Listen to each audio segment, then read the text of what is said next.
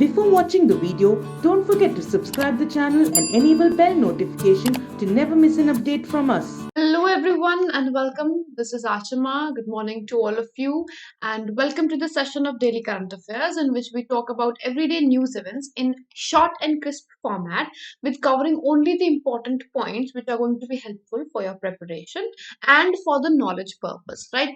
And for those who want to practice questions, for them we have everyday live quiz for which you can find the link in the comment section below. You can attempt that free quiz. This is completely free. You just need to download the app and take that quiz. Also, Entri app is giving out free mocks to everyone. So you can download the app, you can take any mock that you want, whichever exam you're preparing for, whichever language you prefer, because Entry is a vernacular app. So you can find multiple languages as your option and you can prepare for any of them under the link, right? So you can download the app, take the live quiz. Links are available in the description section below and the comment section below, right? Now we'll be beginning with our discussion. The first news event is about Google. So what has Google done recently? It has launched a Women Will web platform, right? And this web platform is as a support to all the women workers who are there, especially all those who are looking for entrepreneurship and are looking for creating their own business. For them, this platform has been created, which is going to support about 1 million rural women in India. So about 1 million rural women in India are going to be supported under this Women Will web platform, right? And it's going to help them become entrepreneurs. Now, in the initial phase, this platform is going to be merged with internet sathis. So about 2000 internet sathis are going to be integrated with this in the first phase. Now again a question comes that what is internet sathi? So internet sathi program was of Google and Alphabet. So Google along with Alphabet had launched internet sathi program, right? And under this platform, under this program, what it brings is that brings digital literacy to the women across the villages. So internet Sati was also integrated, was started for the purpose of bringing women to the digital platform, and therefore this platform was more of it oriented towards bringing in you can say bringing in more women entrepreneurs and bringing digital literacy to them. So that was the purpose of it. It was started in 2015 and now it is going to be integrated. Like some of the internet sathis are going to be used for completion of Women Will web platform better implication. Now there were other initiatives also which were launched. All of these initiatives have been launched on International Women Day, that is of 8th of March. So what are the other initiatives that have been launched? There's also committed a grant of 500,000 US dollars to NASCOM Foundation. And what will this grant do? This grant is going to reach around 1 lakh women agriculture workers in various states. About there are 6 states which have been identified, which are basically agriculture dominated states, and in those states this grant is going to go, and this grant is going to be utilized for digital literacy and financial literacy among women, training them in all the digital arena and financial arena. Then we have a global google.org impact challenge for all the women and girls. This has also been announced by Google. And under this, all the there's going to be a 25 million US dollars grant that is going to be given to the non-profits and social enterprises of India. And that's not completely restricted to India. This is going to be expanded to other countries also for supporting the women and girl children for their full potential. Then Google has also enabled a search engine which can start with women led. Now what does this mean? Like you can search women led restaurants or women led clothing stores. So bringing women entrepreneurs into picture and showing the support to women entrepreneurs, this feature has been enabled. So all the business profiles of women can be searched using women led keyword before the search of whatever service you are looking for, right? Then we have Economic Freedom Index 2021. Now, this Freedom Index has been released recently. We have already seen about a lot of we have seen Democracy Freedom Index, we have seen World Food Price Index. Now it is Economic Freedom Index, which was released by Heritage Foundation. Now, Heritage Foundation is basically a NGO, is basically a free initiative of or conservative think tank of United States of America, right? And this is the one which develops this index. Now, in this index, who has topped and how many countries were there? There were a total of 184 countries which were, measured in this index. Now, in this, Hong Kong was not included or considered this year. Although last there have been about 26 times that this index has been released. There were 26 years when this index has been released, and out of them, 25 times it was topped by Hong Kong. But this year it has not been included at all. Why? Because now this has come under special administrative region of China, and therefore it is directly in control with Beijing. Therefore, this has not been included in it. Right? So you can see over here we have most free, second quartile, third quartile, and least free. Now in the map you can see India has been included in the third quartile section. Right? That is that it is not completely free, it is a partly free, partly also in the lower partly free. And most free you can see USA and Canada and Greenland and Australia, all of these in the most free regions.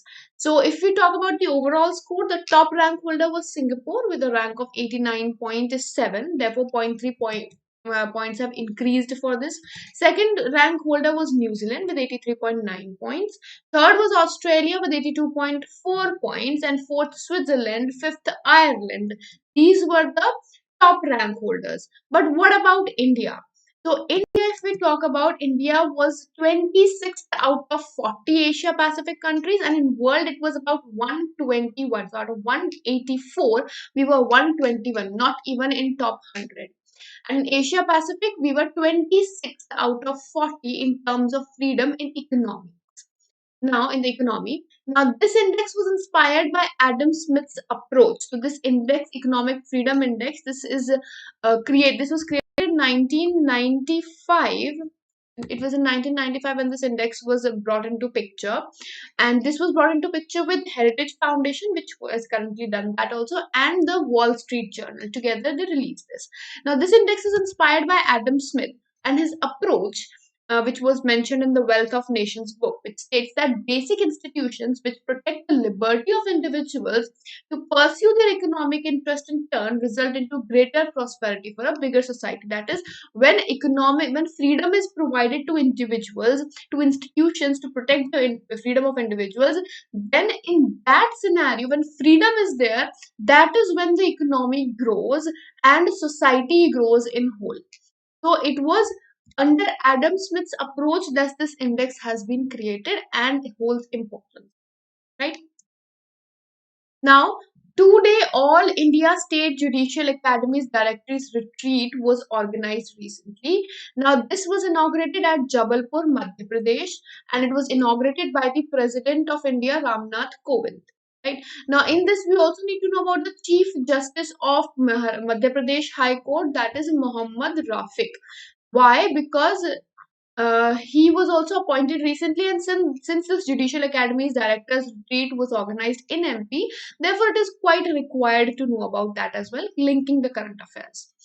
The 76th Annual Conference on Association of Physicians of India was held recently, and this association was themed at engaging minds, empowering medicine.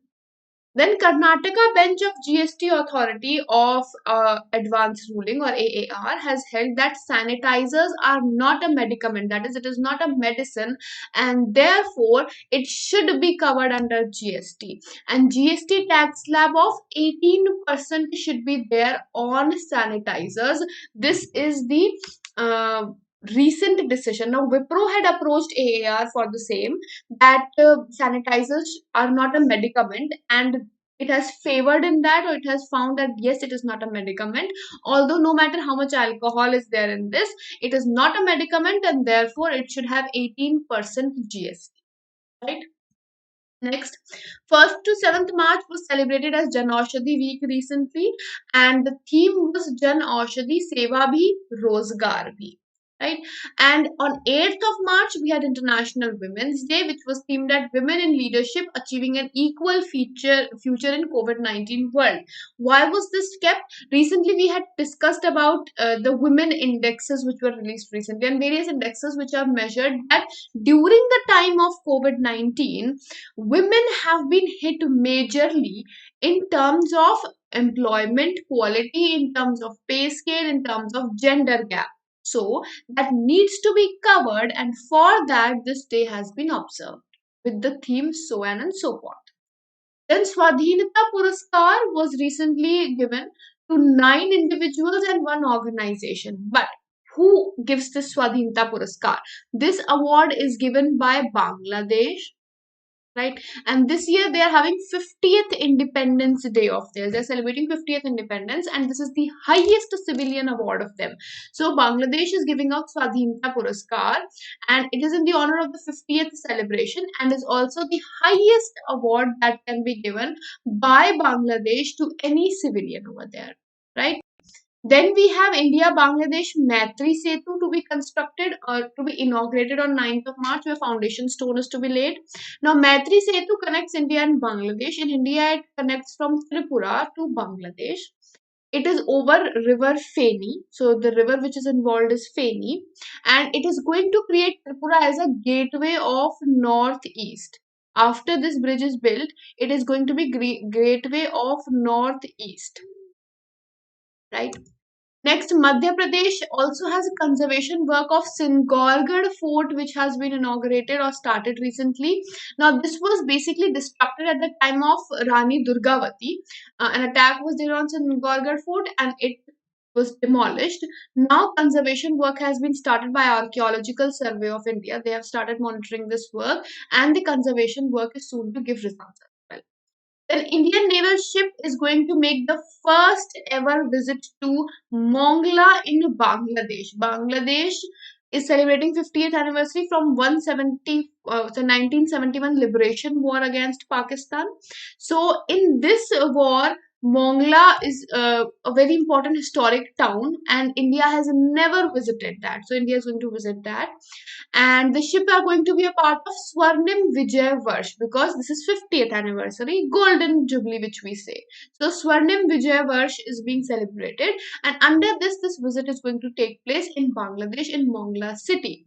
And 1971 liberation war against Pakistan was when Bangladesh had gained freedom, or the East Pakistan had become Bangladesh, right? Now, Ministry of Women and Child Development has announced to classify all the major schemes of the ministry for their effective implementation and program under 3 schemes. What are those 3 schemes? Mission Poshan 2.0, Mission Vatsalya, and Mission Shakti. These are the 3 umbrella schemes that are going to be created, and under these schemes, the Ministry of Women and Child Development is going to classify all its other schemes, right? So whatever schemes they are running, they are going to be under either of the 3.